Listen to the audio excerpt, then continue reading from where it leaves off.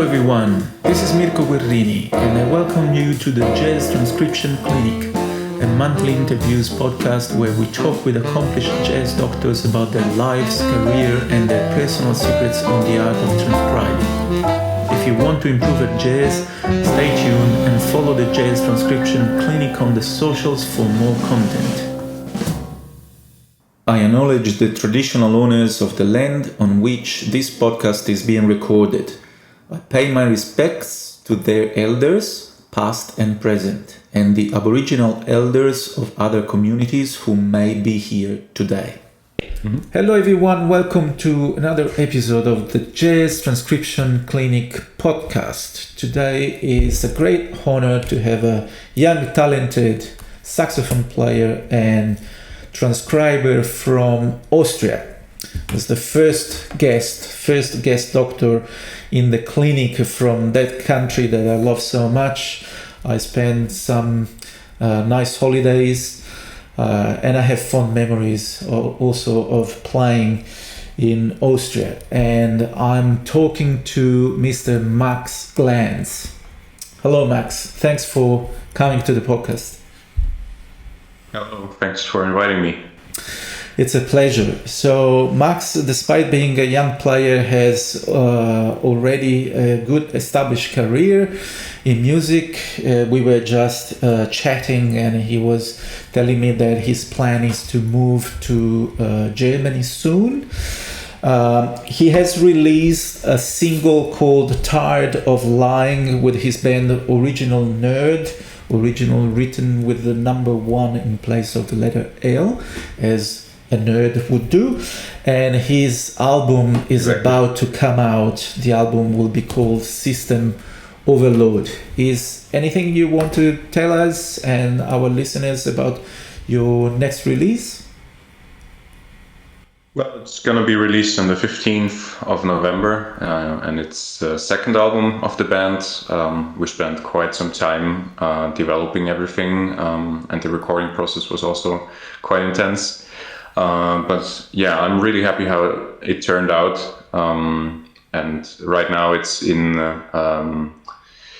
at printing basically, because we're doing a vinyl as well with a really nice art cover. So yeah, it's going to be hopefully a great record, and I'm looking forward to the reviews of people who are listening to it. Good. It's great that young people still love to print and release albums. You know, we live in this era where musicians have boxes and boxes of CDs, and we hardly sell. Also at concerts, because now, you know, you have to meet with people that have old cars, for example, because now cars don't have a CD player anymore. But well, that's the reason why I decided that I will not do a CD but a vinyl instead. Yeah.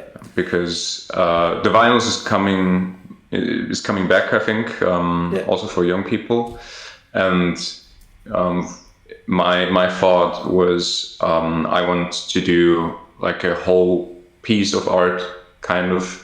So the art cover, and on the front page there is no title or anything. So you can also hang it up your wall as a picture or a painting, however you want to call it.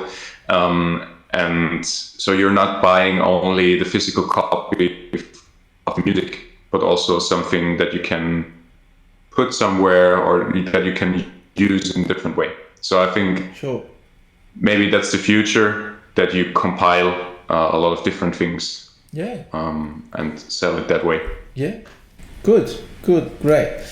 Max also has a successful YouTube channel where he publishes all his transcriptions, and this is of course the reason why I invited you to the podcast. And some of the transcriptions that you made are really very accurate, and I love that. I always love, accuracy in the transcription process. We know that a lot of people that transcribe a lot, probably they seek more the high numbers of transcriptions, but sacrifice a little bit the accuracy. And to me, it's like missing a little bit the point. When you want to transcribe, you have to get more details. So if you don't mind, Max, I will shoot the first question for you. Sure, go ahead. Which is, why do you transcribe?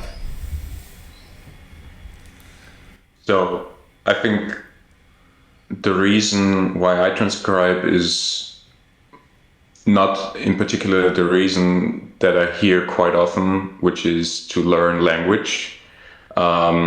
I think transcriptions have a lot of different things to learn from. So, for example, the sound of the particular player that you're transcribing, or just the feel, how he plays or how she plays.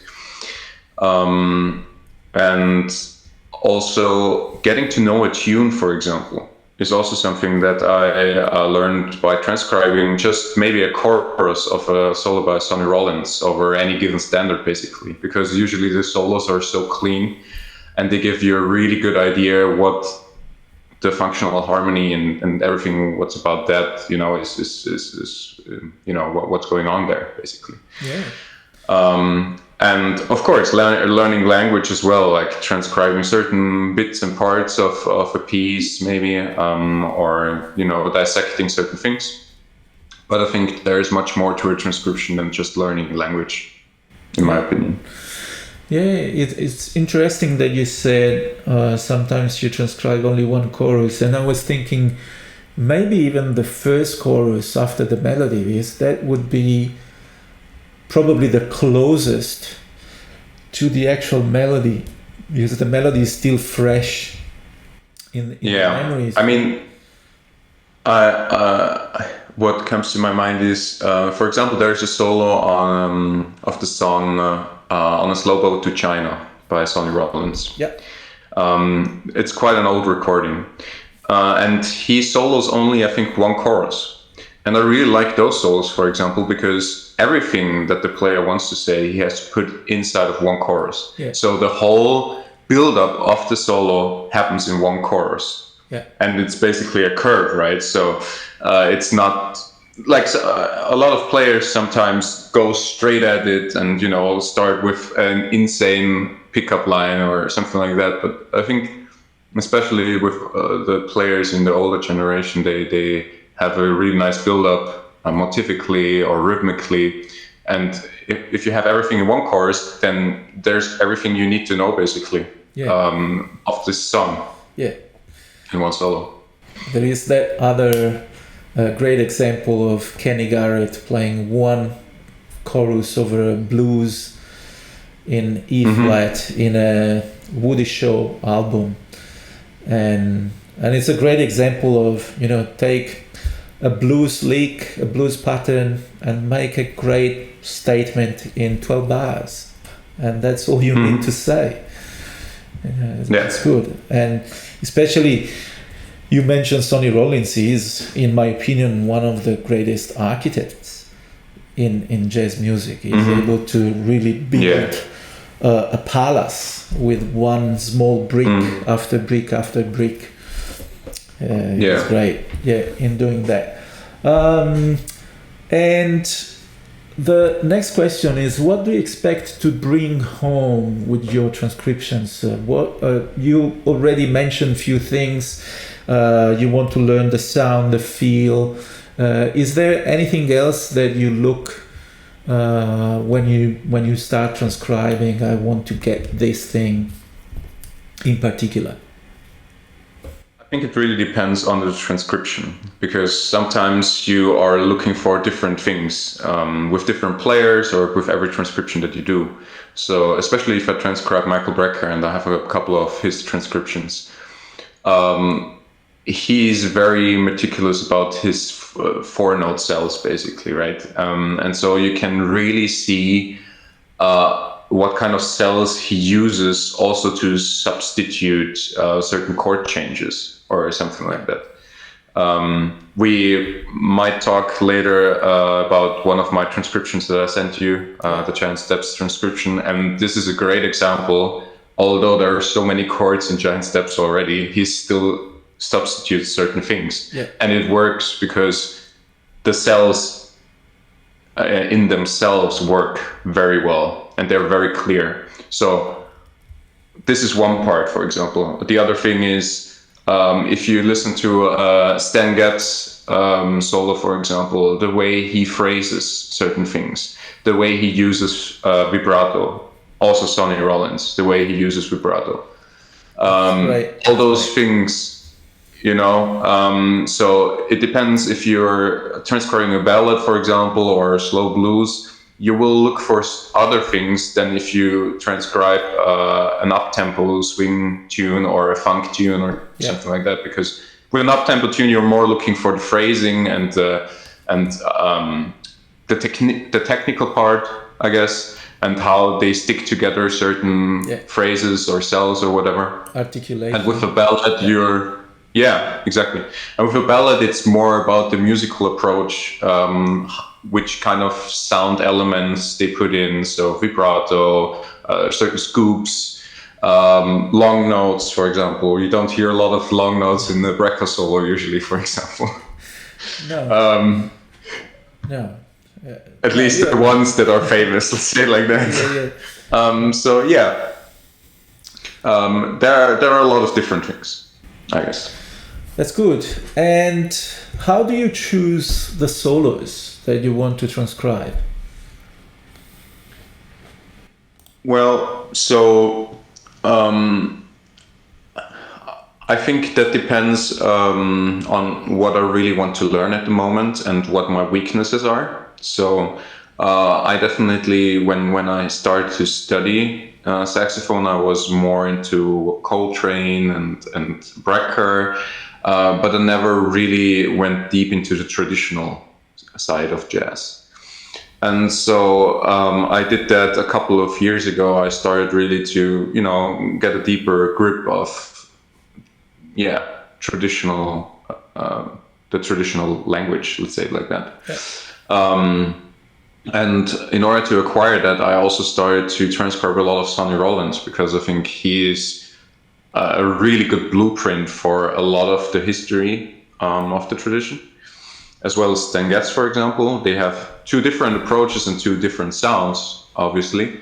But if you take those two players, for example, there's a lot of information you can get out of them by transcribing some standards that they played or some really nice solos. So then, for example, I transcribe more traditional players to learn certain aspects of the tradition. And if I want to, Mirko Guerrini is one of my favorite players by far. And if I want to play or learn more about fusion or how to incorporate cells and play fast or something like that, I will choose one of his solos because it's very clear. And I think that's one of the important things. There are a lot of saxophone players, or in general musicians. I don't only transcribe saxophone players, as a matter of fact. So I have also I transcribe guitar players, trumpet players, maybe not piano players, because that's a bit harder because of all the comping and everything, but more like melodic instruments. Yeah, I have a couple of piano transcriptions on my channel, and just recently I got a couple of comments from haters on the web.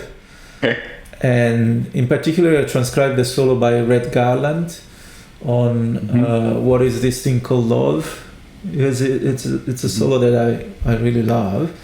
And I didn't transcribe the left hand, first because it's tough, but also because I wanted to publish the transcriptions to be playable also for example, for a saxophone player or a trumpet player or a guitar player.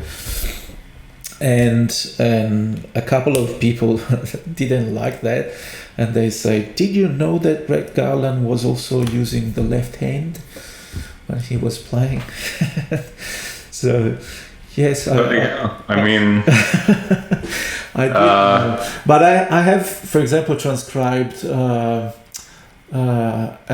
video of Bill Evans Septet playing Stratus Funk, and in that case, I transcribed also Bill Evans' left hand.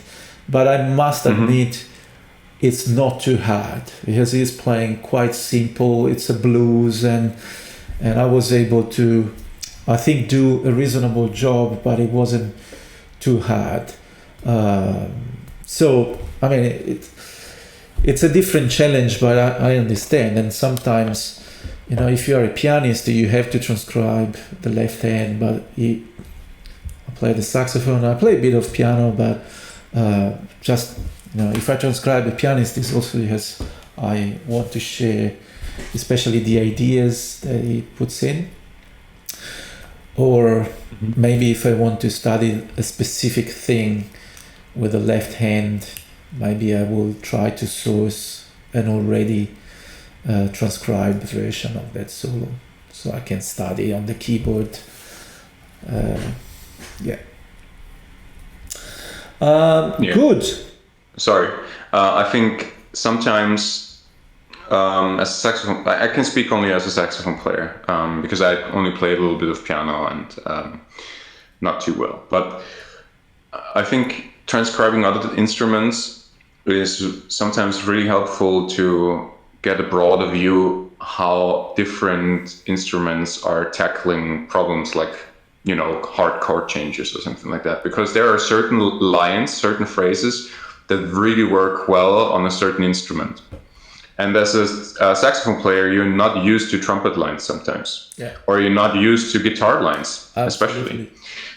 And also different instruments. I think that there was this saying, I cannot remember who said this, but some jazz great, like if you're transcribing, you should transcribe the feel of a trumpet player, the technique of a guitar player, and the phrasing of a saxophone player, kind of that. So what about singers?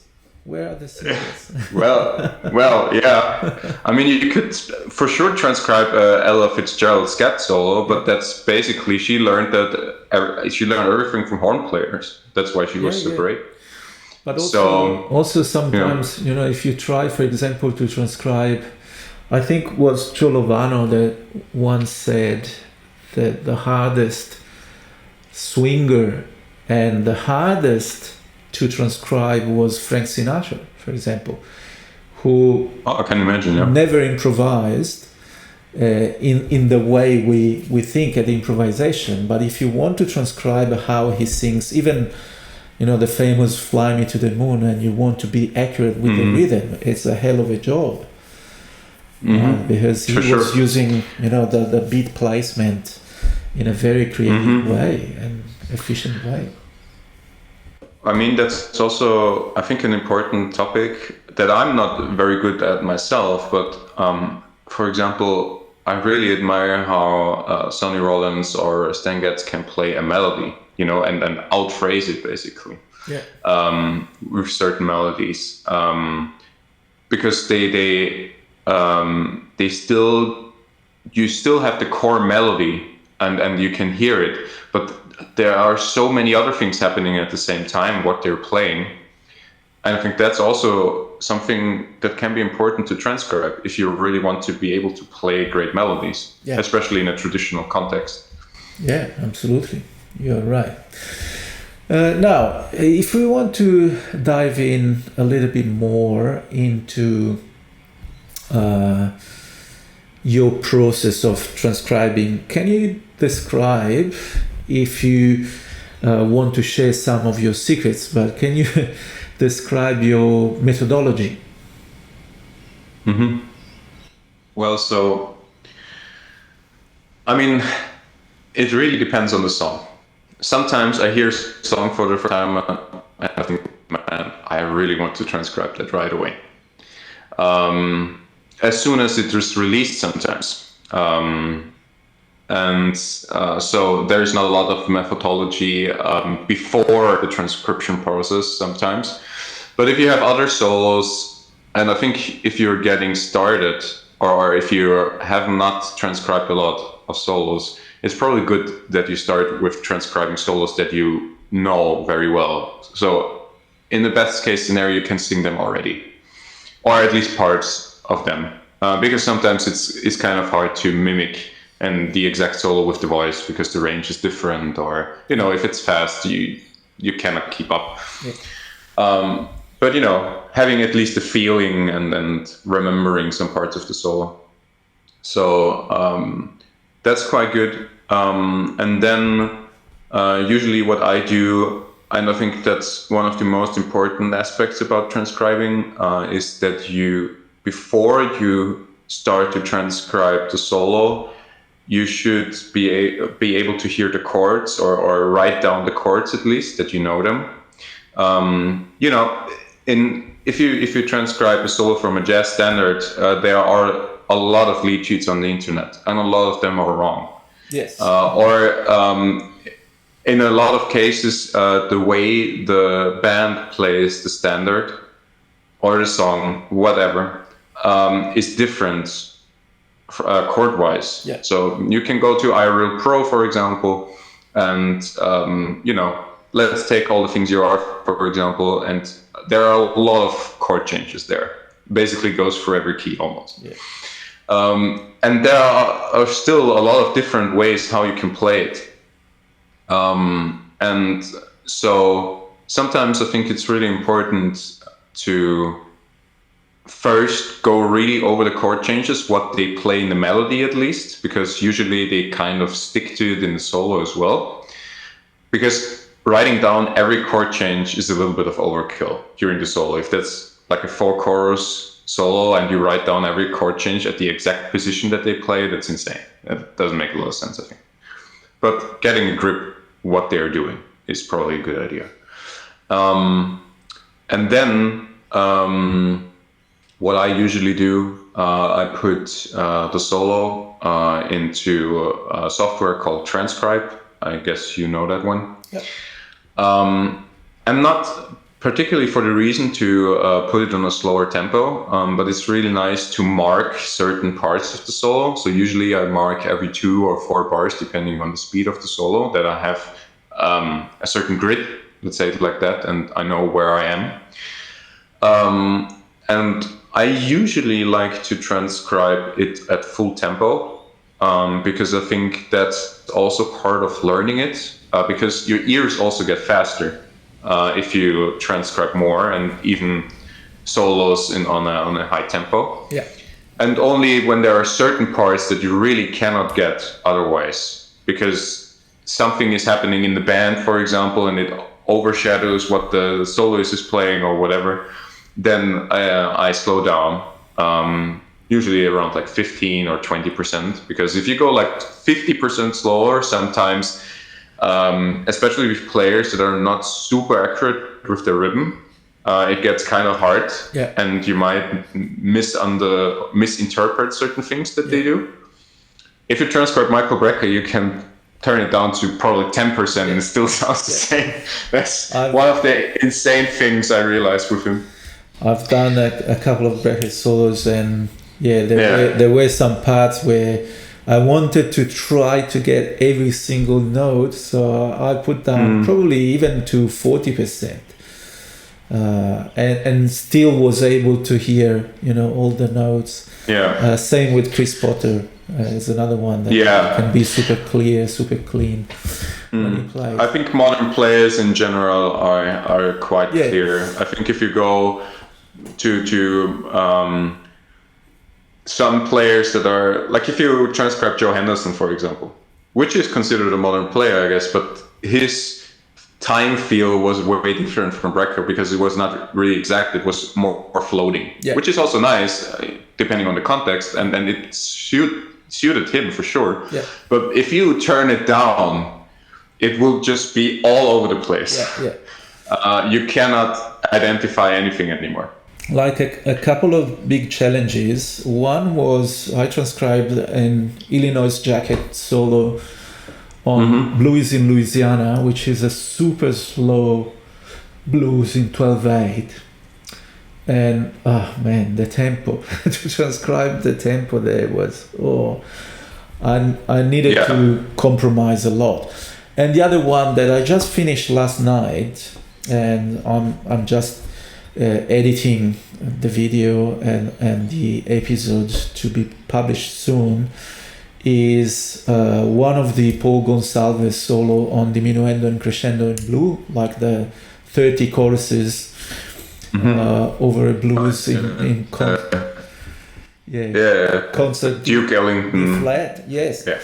And Paul Gonsalves sometimes plays in two ways that are so difficult to transcribe. One way is that he's almost gliss sometimes. So he plays maybe a scale or an arpeggio, but he's doing some heavy stuff with the embouchure, and the sound is almost it's almost going up, and it's almost impossible to catch all the notes that he plays, because it's almost a gliss on a synth, right, with a pitch bend. And the other thing is that time-wise, sometimes he was so creative that again you have to just use probably a bit of common sense, a bit of guessing. And the other challenge is that, as you said, there is the band, that when the band starts with the background, so you try to listen to what he plays.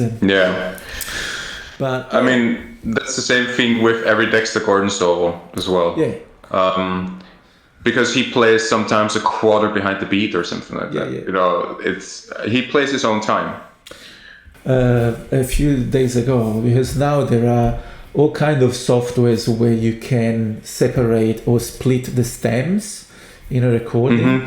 And even though with jazz, instrumental jazz, those software don't work too well, but once they will, and I'm pretty sure we won't have to wait for too long before there will be a software able to just take the saxophone and isolate it. But it would be nice to take Dexter Gordon solo and remount the solo on the backing track, like one beat ahead, right, to realign. I think it will lose half of the genuinity and the fascination of his playing. Sorry, Dexter Gordon was the first player that I ever transcribed. And I think that's I think the first solo that I transcribed myself was Cheesecake. It was not the first solo that I ever transcribed. The first solo that I ever transcribed was a solo by Cannonball Adderley, because I still played alto back then. I was 14, and I really liked the solo on 74 Miles Away. That's a tune by Joe Zawinul in 7/4. And I didn't know what 7/4 was. And I transcribed I didn't transcribe any rhythm. I just noted every pitch, basically. And I knew it so well by ear, so I could play it anyways. And it was a hard solo, actually, but it was so nice. And the other one was Dexter Gordon, and that was just the point that I wanted to make, especially for people who start to transcribe or who are very early in their saxophone or in general instrumental career. I think the first player that you really start to transcribe more solos often, that you really start to listen a lot, really influences your future playing. And I think, for example, in my case, it was just Dexter Gordon. Because of that, I think I had a lot of issues with time for quite some time, even during my studies. Although I started to transcribe Dexter Gordon when I was like 16, and I started studying saxophone when I was 20 on a university level. So I think I think it's an important choice, actually, that you have to make when you really want to dig deep into a player, because it shouldn't be probably the decision by a teacher It should be really your own decision, what you like. And even if a teacher says, yeah, don't transcribe Michael Brecker or Coltrane or whatever, because that's still too hard for you, I think you should still give it a shot, because that's who you are. And that really reflects upon your play. That's a good point. I usually suggest my students, when they ask me which solo should I transcribe, I say, start with something that you really like. That you can't be bothered to listen to 500 times over and over and over and over, because this is what waits you, right? You have to listen to the same phrase over and over and over and over. So if you pick something that you really like, it's fine. I can listen to one line. And then I said, pick a solo played on your instrument as your first solo. So if you play alto, transcribe an alto player. Don't start with like a guitar player, because there will be other challenges there. Yeah, sure. And then I also say pick something that is challenging for you but not impossible. So I probably disagree to some extent, but I just say I don't want the student to feel overwhelmed and then give up, because he thinks, I'll never be able to transcribe that.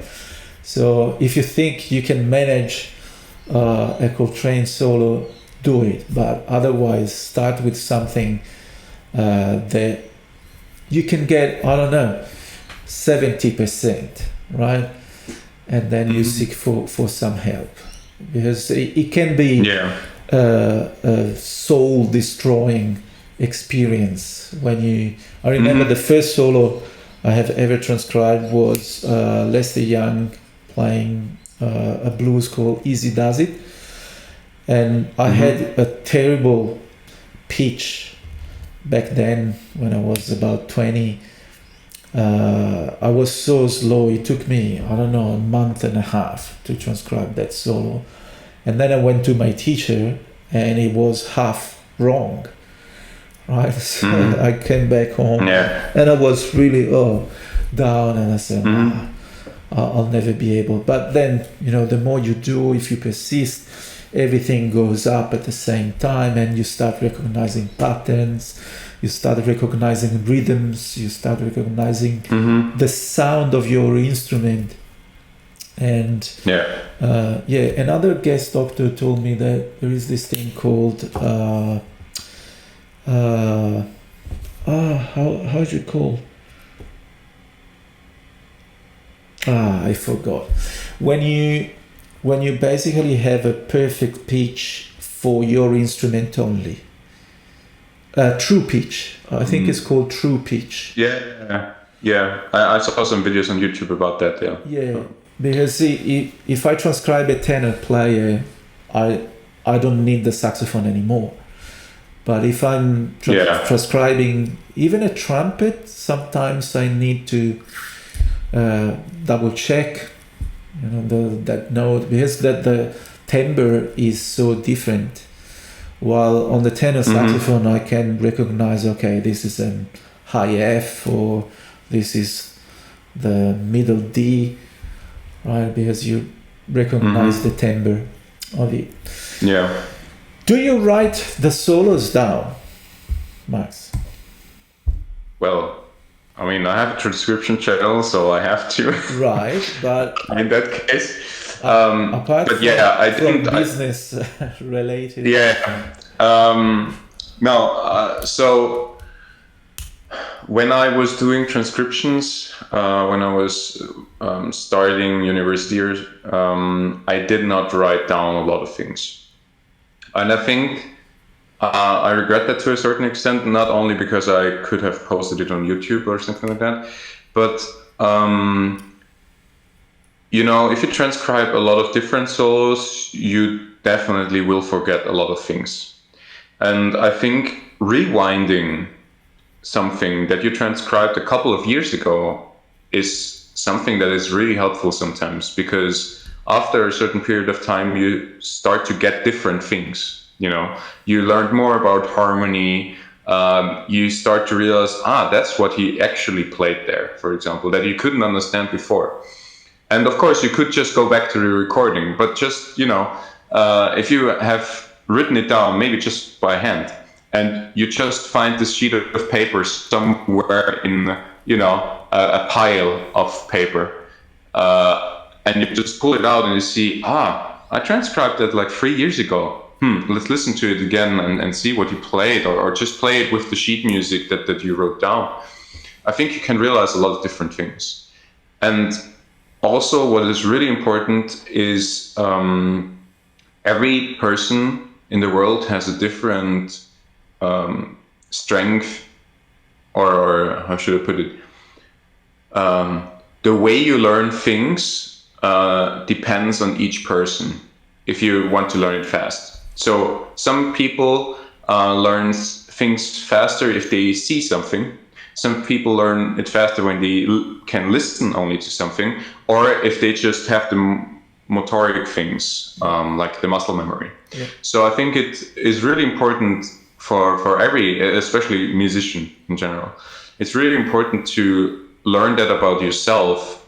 What is the best method for you to learn things? Because there are a lot of people, especially also older players, that say, no sheet music or whatever, or no writing down, and those kind of things. And I think that's not right, because certain people just learn it better that way. So I think just use the method that it suits you the best.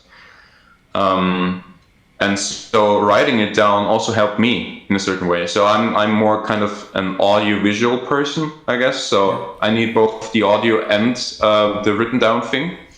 And then I can learn it the best way, because I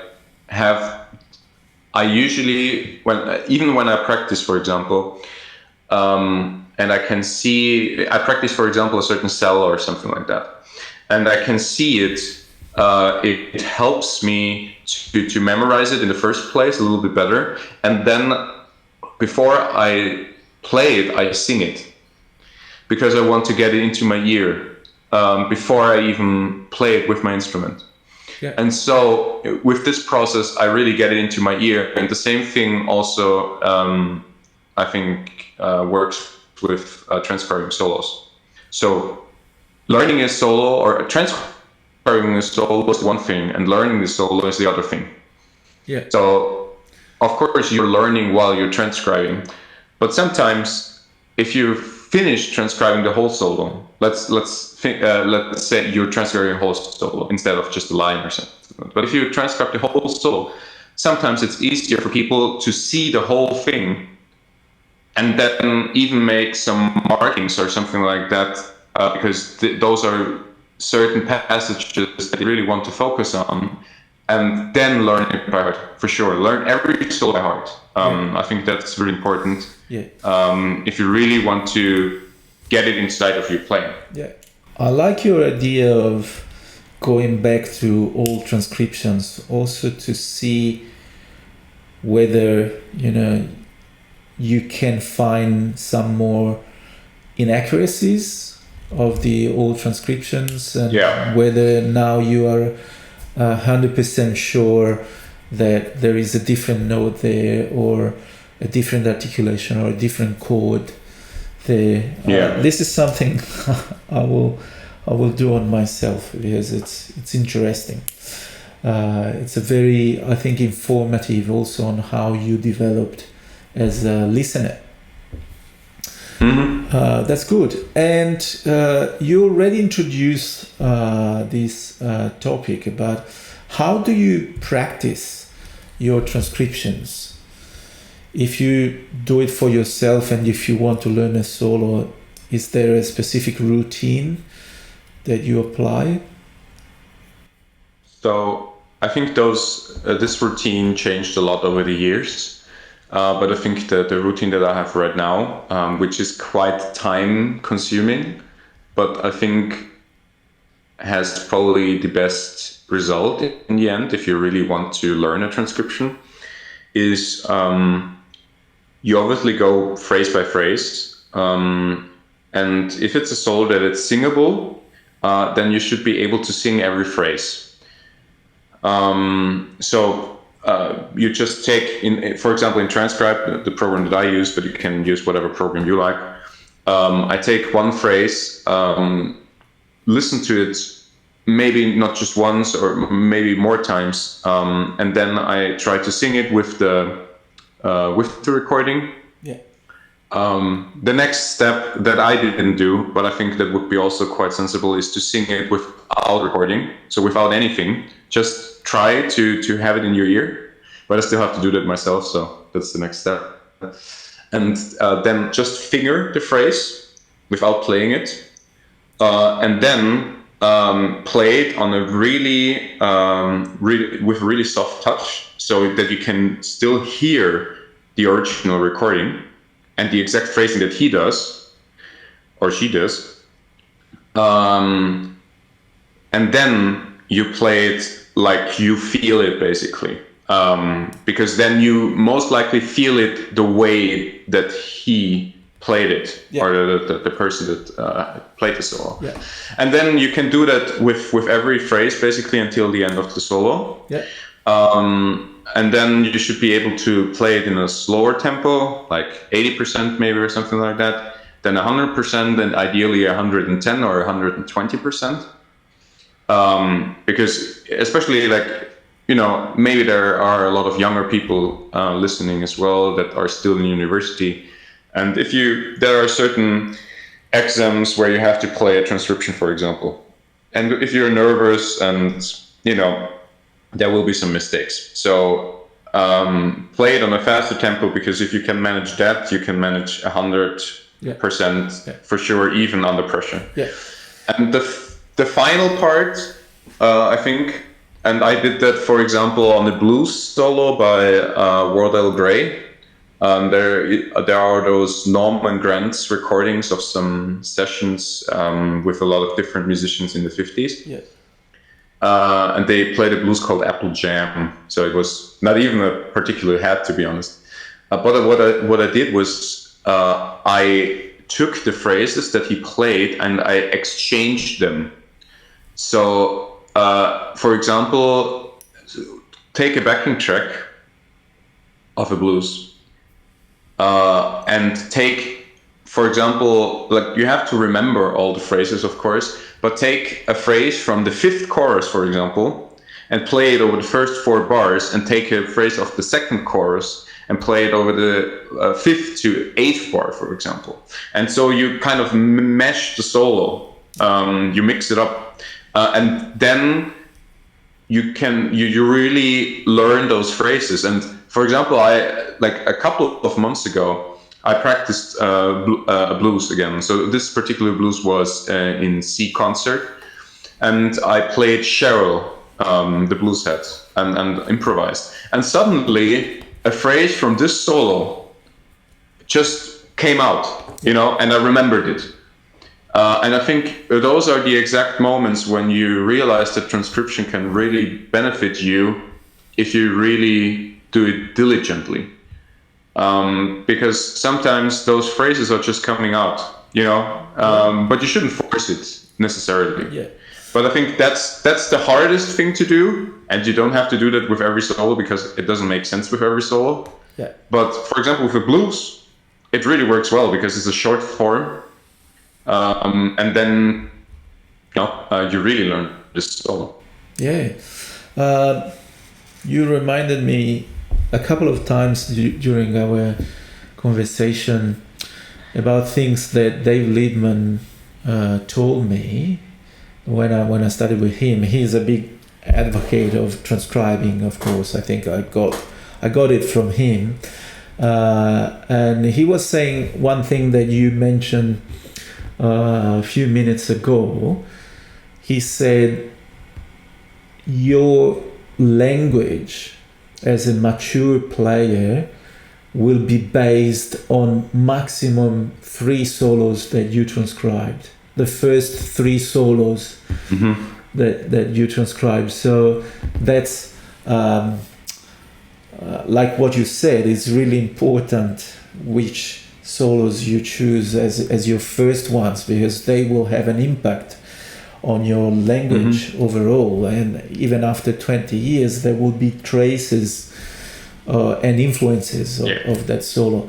And the other thing that reminded me is that he suggested, once you study a solo, you learn a solo, you memorize it, you play with the recording. And of course we are from the prehistoric era, so he gave a demonstration where he was playing a solo, and then he turned the amp, the hi-fi amp, all the way down to 0, and kept playing for like one chorus, and then turned the volume up and see whether he was able to stay there.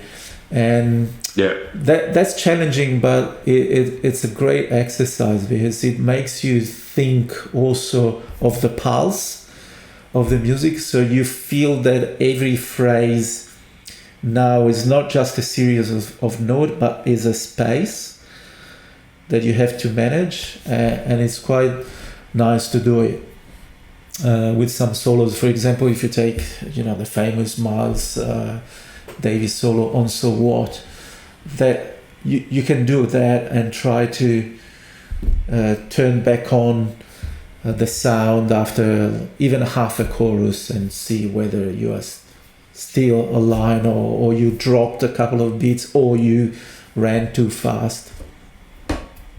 I mean, that's also something that you can learn from transcriptions. Not only the phrasing, but also the time of a certain pair, and being accurate with that, because certain pairs played, like they have different variations of time. Let's say, like, I think Sonny Rollins is a good example. I recently talked with a friend of mine who is a great player as well, and he transcribed a lot of Sonny Rollins solos, and he really admires him. And he said, there are certain solos of Sonny Rollins where he's really on the beat, but there are certain solos where he's constantly a little bit behind the beat, and this varied maybe throughout his career, or maybe throughout certain records or whatever. But I learned it from playing drums. So I had a couple of drum lessons when I was studying at university, and one of my teachers said, okay, play drums with a metronome and 60 beats a minute.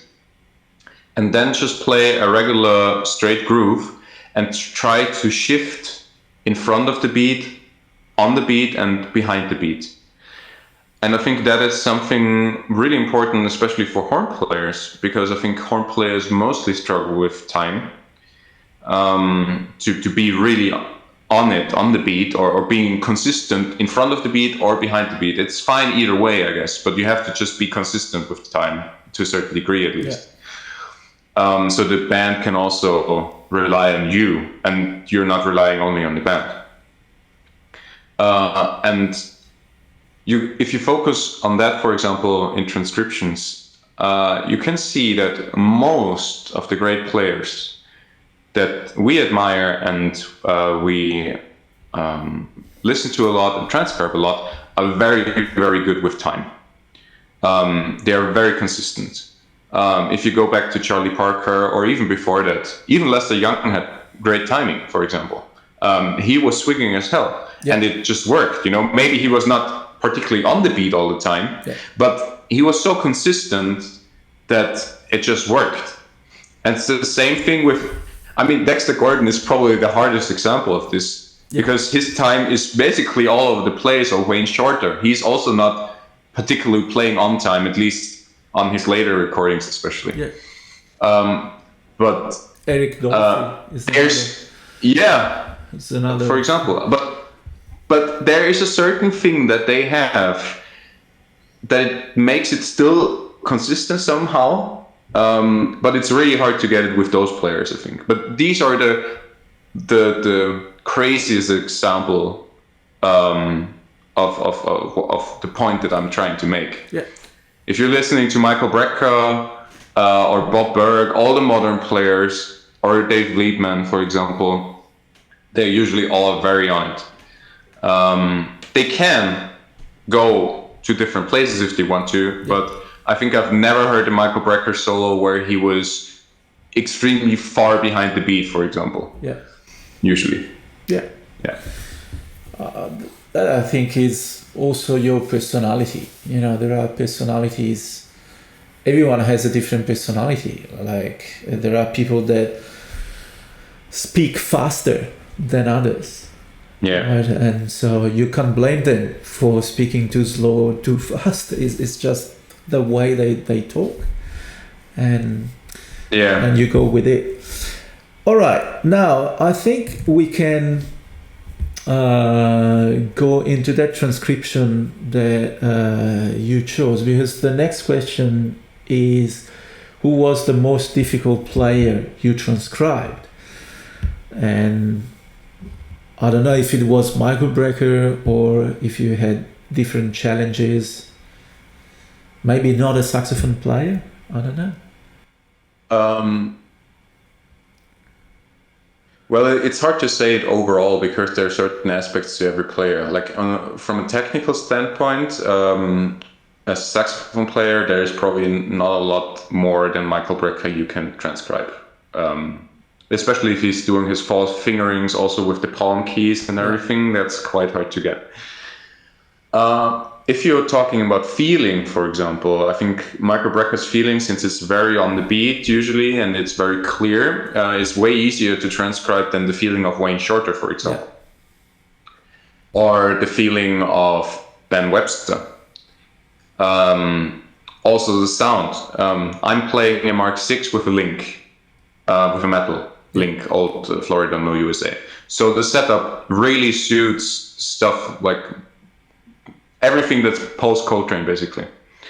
But if you want to really have a nice subtone and, you know, like really play a really beautiful ballad with like big sound, then it gets really hard sometimes because your setup is also not very made for this. Yeah. So these things might be very hard to transcribe then. Yeah. Because you have to adapt as a player. And I think the hardest thing, and I'm not able to play that even, that I transcribed was a solo by a guitar player called Mansour Brown. He's I think even younger than me, from England or the UK. He plays a lot with the UK scene, and Yusuf Days, for example, the drummer, he's quite famous. And there was this live session recording of a song called Love is the Message, which is an amazing recording, really. And I listened to this recording so many times. There is no saxophone on it, but I originally come from rock music. So, for example, Yes is one of my favorite bands of all time. I didn't really listen to a lot of saxophone-based music when I was in my teenage years. Mm-hmm. So I can really relate to a lot of guitar players, more than to saxophone players sometimes. And so I so desperately wanted to transcribe the solo. And I knew it will be a lot of work, but then I finally had some time or some off days or whatever, and then I just transcribed the solo because in this case I just wanted to transcribe it. I just wanted to know what this guy is playing, although I might not be able to play it any time, because it's not physically possible in the saxophone. Yeah. So that was probably the hard solo because it was super fast and he was playing more in a. He was playing a lot of stuff. Like he was shredding a lot, and he was not shredding in the set of Michael Brecker, where it's like 16 notes or like triplets or something like that. In the worst case that you have to transcribe, but it was like septuplets. It was sextuplets. It was quintuplets sometimes, So getting the rhythm right and everything, and just writing it down, that was probably the hardest. Yeah, I get it. And so, which solo that you have transcribed is your favorite? I know you picked one and you sent me a copy. I just had a look and I followed with the track. And again, congratulations on a very accurate job that you've done there. So what solo are we talking about here? So this is a solo by Michael Brecker on giant steps, but an arrangement of giant steps, which is not really giant steps anymore. Yeah. It has basically the first 8 bars are kind of the same, and then they kind of vary with the chords quite a lot. And the head is also quite crazy. Yeah, I played this song with a band myself. Yeah. So I had to dig through this really, and it's really hard. And if you learn giant steps and you think it's a great song, you know, and you can learn a lot from it, then you realize, okay, there are people who, you know, push it even higher. And of course. I really like the solo, and that's why I transcribed it. Because for Brecker, the playing normally would be, you know, too easy and maybe boring. Exactly. Are you familiar with that other version that he played of Giant Steps with Bob Mintzer? Yeah, I am.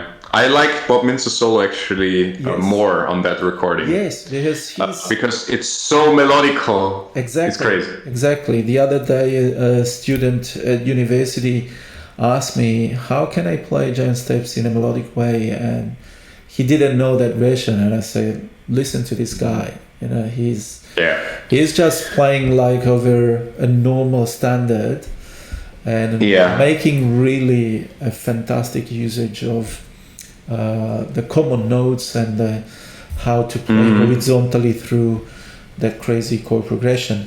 What I like in that Brecker solo is that they I don't know who wrote the arrangement. Do you know who wrote the arrangement?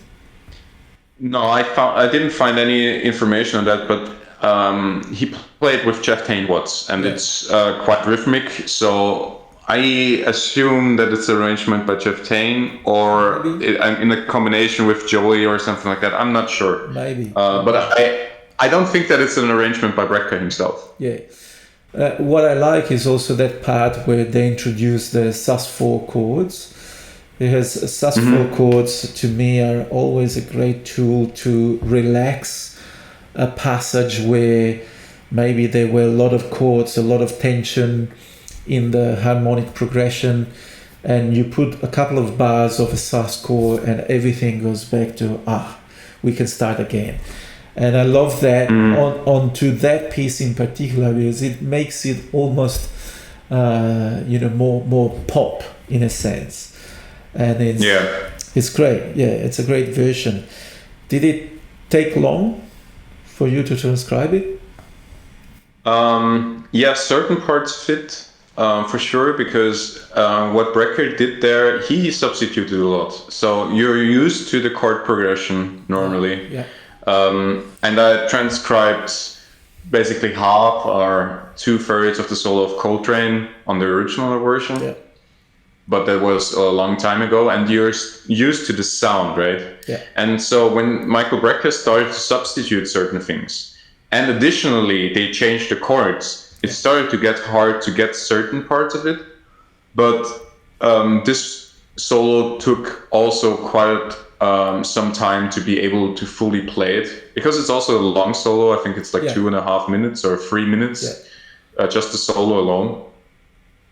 And it's also not slow, so it's not super fast, but it's on the faster side. Yeah. And he's just crushing it as always. Yeah. It took some time for sure. Yeah. All right, I'll try to put the link in the description, the link to your channel and that specific video with your transcription. There would be also the link to your website where you guys can find prime transcriptions made by Max. And as we said at the beginning of the episode, there is a new album coming out called System Overload by his band called Original Nerd.